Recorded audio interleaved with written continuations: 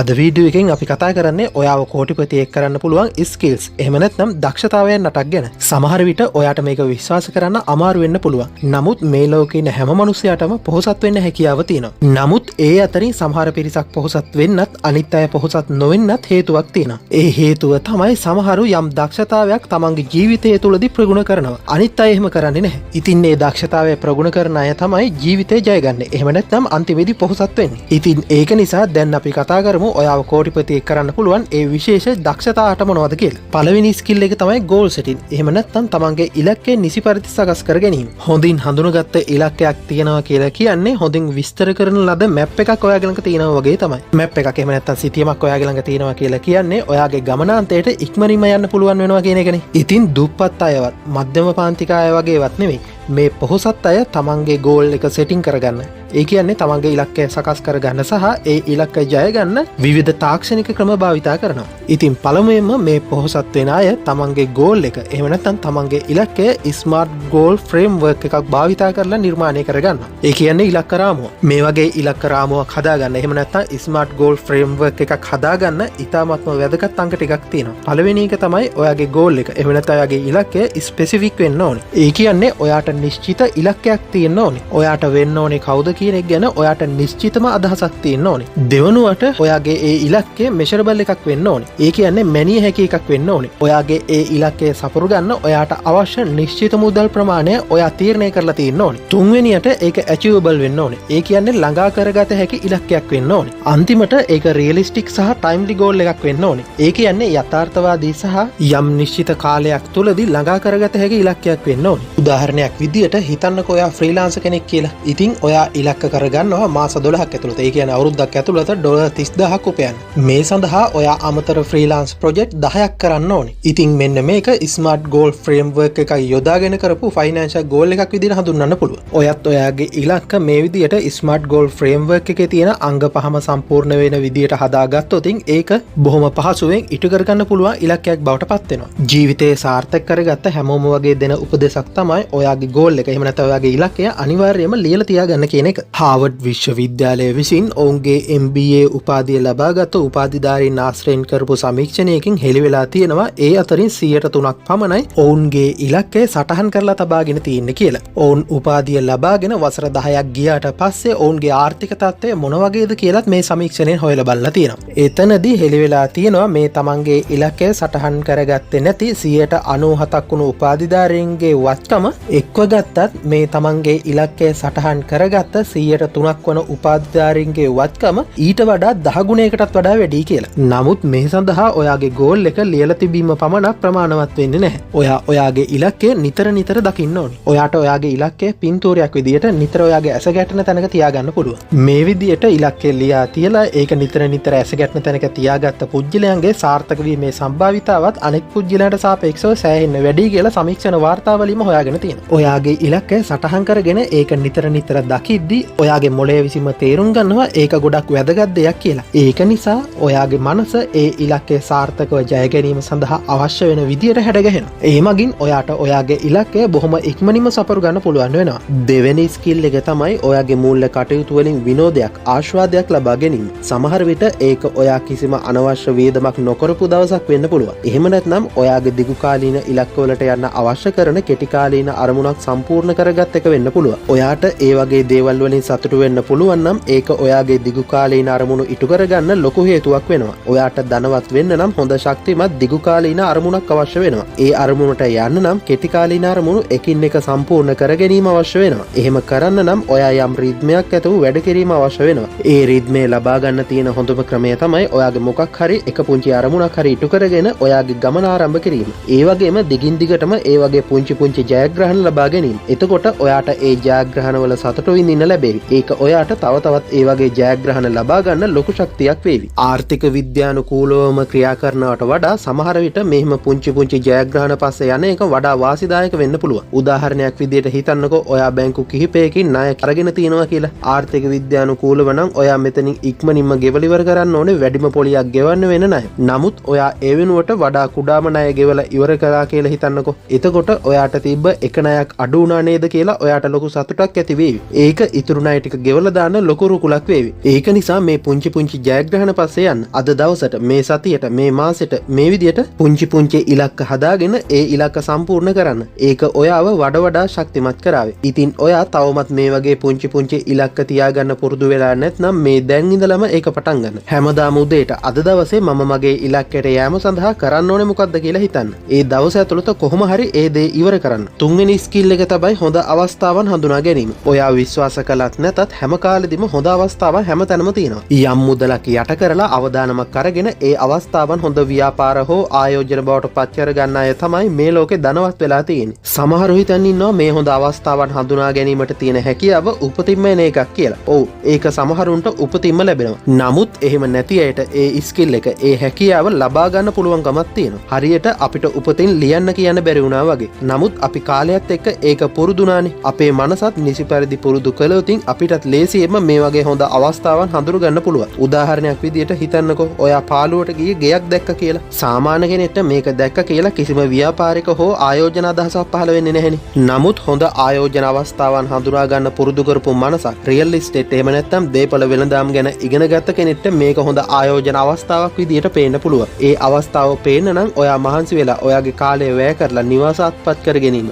නිවාස වෙළඳපොළ, දේපල අලුත් වැඩියාව වගේ දේවල් ගැන හොඳ අධ්‍යයනයක් කරලා තියෙන්න ඕන. සමහර විට මේ නිවස තියෙන ප්‍රදේශය සීග්‍රයෙන් දියුණු වෙන ප්‍රදේශයක් වෙන්න පුළුවන්. ඉතින් මේ නිවස පාළුවට ගියපු නිවසක් නිසා ඔයාට සාමාන්‍ය නිවසක් මිලදී ගන්නවට වඩා සෑහෙන අඩු මිලකට මේ නිවස මිලදී ගන්නත් පුළුවන්. ඊට පස්සේ පොඩි රිපෙයාර් එකක් දාලා ඔයාට මේ නිවස ඔයාගේ පාවිච්චියට ගන්න පුළුවන්. එහෙම නැත්නම් මාසික කුලී පදනමක් යටතේ වෙන කෙනෙකුට දෙන්නත් පුළුවන්. මේ උදාහරණයෙන් කිව්වා වගේ ඔයාට අවස්ථාවන් හඳුනගන්න හැකියාව වැඩි දියුණු කරගන්න ඕනේ නම් කරන්න තියෙන්නේ ඒවා ගැන ඔයාගේ දැනුම වර්ධනය කර ගැනීම. ඒක මේ විදිහට YouTube එකෙන් එහෙම නැත්නම් පොත්පත් වලින් ලබා ගන්න දැනුම වෙන්න පුළුවන්. එහෙම නැත්නම් මුදල් ගෙවලා කරන්න වෙන කෝස් එකක් වෙන්න පුළුවන්. කොහොම හරි ඒ වගේ පුළුවන් තරම් හැම පැත්තකින්ම ඔයාගේ දැනුම වැඩි කරගත්තොතින් ඔයාට පුළුවන් මේ වගේ අපූර්ව ආයෝජන හා ව්‍යාපාර අවස්ථාවන් පහසුවෙන්ම හඳුනගන්න. ඒ වගේම ඒව ප්‍රයෝජනයට අරගෙන ඔයාගේ ධනවත් වීමේ සිහිනය ඉක්මනින්ම සැබෑ කරගන්නත් පුළුවන්. හතරවෙනි ස්කිල් එක තමයි ටයිම් මැනේජ්මන්ට්. එහෙම නැත්නම් කාල කළමනාකරණය. කාලය තමයි අපිට තියෙන ලොකුම සම්පත. නමුත් මේ සම්පත බොහෝ දෙනෙක් විසින් චිත්‍රපට බලන්න, ටෙලිනාට්‍ය බලන්න වැය කරලා විනාශ කරගන්නවා. එහෙම නැත්නම් Facebook එකේ හෝ YouTube එකේ තේරුමක් නැති දේවල් බල විනාශ කරනවා.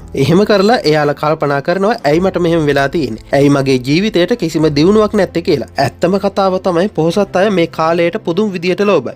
එයාලගේ කාලයේ මිනිත්තුවක්වත් අනවශ්‍ය දෙයකට යොදවන්න කැමති නැහැ. ඒක නිසා අපි කාලයෙන් උපරිම ප්‍රයෝජන ගන්නවා කියලා හිතාගත්තට ඒක එහෙම වෙන්නේ නැහැ. ඒ සඳහා අපිට යම් තාක්ෂණික උපක්‍රම ටිකක් භාවිතා කරන්න වෙනවා. අන්න එතකොට අපිට පුළුවන් අපේ කාලයෙන් තප්පරයක්වත් අපතේ යවන්නේ නැතුව වැඩ ගන්න. කාලයෙන් උපරිම ප්‍රයෝජන ගන්න පුළුවන් උපක්‍රමයක් විදියට ඔයාට අද දවසේ කරන්න තියෙන වැඩ ටික උදෙන්ම පෙළගස්ව ගන්න පුළුවන්. ඊට පස්සේ වඩාත්ම වැදගත් දේ උදෙන්ම කරලා ඉවර කරන්න පුළුවන්. මේක ගොඩක්ම සාර්ථක ක්‍රමයක්. ඒකෙන් ඔයා හැම දවසකම ඔයාගේ ඉලක්කයට යන්න අවශ්‍ය කරන වැදගත්ම දෙයක් සම්පූර්ණ කරනවා. ඔයා අමාරුම සහ වැදගත්ම වැඩේ දවස ආරම්භයේදීම කළා කියලා කියන්නේ ඔයාගේ ඉතිරි වැඩ ටිකත් බොහොම පහසුවෙන් කරන්න අවශ්‍ය මානසික ශක්තිය සහ ප්‍රබෝධය ඔයාට ලැබෙනවා කියන එකයි. කාලයෙන් උපරිම ප්‍රයෝජන ගන්න භාවිතා කරන්න පුළුවන් තවත් ක්‍රමයක් තමයි ඔයාගේ වැඩ ටික සතියේ දවස් 7ට බෙදාගෙන ඒ දවසට નિયમિત වැඩේ කොහොම හරි එදාටම සම්පූර්ණ කර ගැනීම. මෙහෙම කරද්දී ඔයා කරන වැඩේට වැඩි අවධානයක් දෙන්න පුළුවන් වෙනවා. ඒ දේවල් වල ගැඹුරටම ගිහින් වැඩ කරන්න මේ හරහා අවස්ථාව ලැබෙනවා. ට්විටර් සමාජ ජාලයේ නිර්මාතෘ වන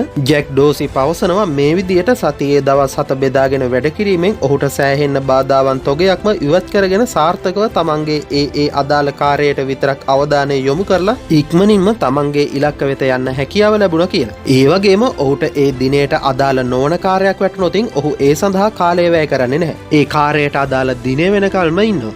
ඔහුගේ සතියේ දවස් 7 බෙදාගෙන තිබුණේ මෙන්න මේ විදියට. නමුත් පොහොසත් අය හැමෝම මේ විදියට සතියේ දවස් 7 බෙදාගෙන වැඩ කරන්නේ නැහැ. මෙතන වැදගත්ම කාරණය තමයි ඔයා කරන වැඩේ හරියටම කරන්න අවධානය ලබා දීම. ඒ කියන්නේ යම් වැඩක් කරනවා නම් ඒ වෙලාවේ ඒකට විතරක්ම අවධානය දෙන්න වෙනවා. අනිත් කිසිම දෙයකට අවධානය දෙන්නේ නැතුව ඒ වැඩේට විතරක්ම අවධානය දෙනකොට තමයි ඒකේ ගුණාත්මක භාවය ගොඩක් වැඩි වෙන්නේ. සමහර මිනිස්සු හිතනවා මල්ටි මල්ටිටාස්කින් වලින් ඒ කියන්නේ වැඩ ගොඩක් එකපාර කරන එක වඩා සුදුසුයි කියලා. නමුත් ඇමරිකානු මනෝවිද්‍යා සංගමය විසින් පෙන්නලා දෙනවා මෙහෙම වැඩ කිහිපයක් එකවර කිරීමෙන් අපේ නිෂ්පාදන ඵලදායීතාව 140කින් විතර අඩු වෙනවා කියලා. ඉතින් ඒක නිසා මේ උපක්‍රම භාවිතා කරලා ඔයාගේ දවසෙන් උපරිම ප්‍රයෝජන ලබා ගත්තොත් ඔයාටත් ඉක්මනින්ම ධනවත් වෙන අවස්ථාව ලැබෙවි. පස්වෙනි ස්කිල් එක එහෙම නැත්නම් හැකියාව තමයි මුදල් කළමනාකරණය. ඔයාට ඔයාගේ මුදල් හරියට කළමනාකරණය කරන්න බැරි නම් ඔයා කවදාවත් පොහොසත් වෙන්නේ නැහැ. ඒක ඒ තරම්ම සරලයි. පොහොසත් මිනිස්සු අකණ්ඩවම තමන්ගේ මුදල් කළමනාකරන හැකියාව වැඩි දියුණු කරගන්නවා. එයාලා දන්නවා තමන්ගේ සල්ලි වලින් කොහොමද තව තවත් සල්ලි මවන්නේ කියලා.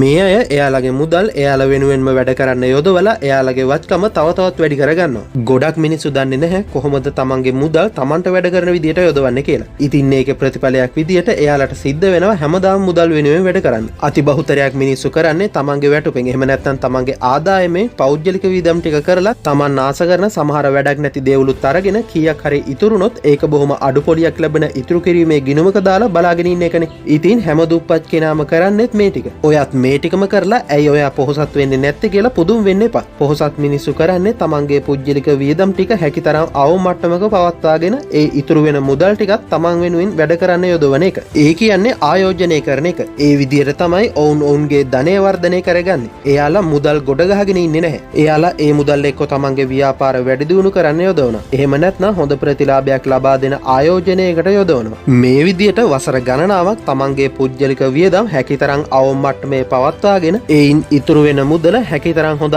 ආයෝජනවලට යෙදුවොත් අති විශාල විදිහට ඔවුන්ගේ ධනය කම්පවුන්ඩ් ඉෆෙක්ට් එක මගින් වර්ධනය වෙනවා දැක ගන්න පුළුවන්. 6 වෙනි ස්කිල් එක තමයි ඩිලේයින් ග්‍රැටිෆිකේෂන්. ඒ කියන්නේ දිගුකාලීන සාර්ථකත්වයේ උදෙසා කෙටිකාලීන සතුට කැපකිරීම. අපි ඉන්නේ හැමදේම බොහොම ඉක්මනින්ම සිදුවෙන ලෝකයකනේ. අපිට ගෙදරින්දම්ම අපි කැමති කෑම එකක් ඕඩර් කරලා පැයක් යන්නත් කලින් ඒක අතටම ලබා ගන්න හැකියාව තියෙනවනේ. ඉතින් මේ අපි හොයන දේවල් ඉක්මනටම අපේ අතට ලැබෙන මේ වර්තමාන ජීවන රටාව නිසා අපිට අපේ දිගුකාලීන අරමුණු සඳහා කෙටිකාලීන සතුට කැපකිරීම ටිකක් අමාරු වෙලා තියෙනවා. ඉතින් ඒක නිසා ගොඩක් මිනිස්සු ක්ෂණික ආසාවන් ක්ෂණික සතුටක් පස්සේ දුවනවා. ඒක නිසාම ඔවුන් දිගුකාලීන අරමුණු දිගුකාලීන ජයග්‍රහණ නොලබාම සුළු తాවකාලිකව සතුටක් ලබා ගන්න පුළුවන් බොහෝ අනවශ්‍ය දේවල් සඳහා මුදල් වියදම් කරනවා. නමුත් ධනවත් පුද්ගලයන් මෙහෙම කරන්නේ නැහැ. ඔවුන් తాවකාලික සතුටක් ලබන්න අනවශ්‍ය දේවල් වලට මුදල් වියදම් කරන්නේ නැහැ. ඒ වෙනුවට ඔවුන්ගේ දිගුකාලීන අරමුණු ඉටු කර ගැනීම සඳහා දැඩි විනයකින් කටයුතු කරනවා. මෙන්න මේ දැඩි මූල්‍ය විනයම තමයි අනෙක් සාමාන්‍ය පුද්ගලයන්ට ලෝභකමක් එහෙම නැත්නම් මසුරු බවක් විදිහට පේන්නේ. ඔවුන් මේ විදිහට ඉතුරු කරගත්ත මුදල් තමයි කාලයත් එක්ක වටිනාකම වැඩි වෙන.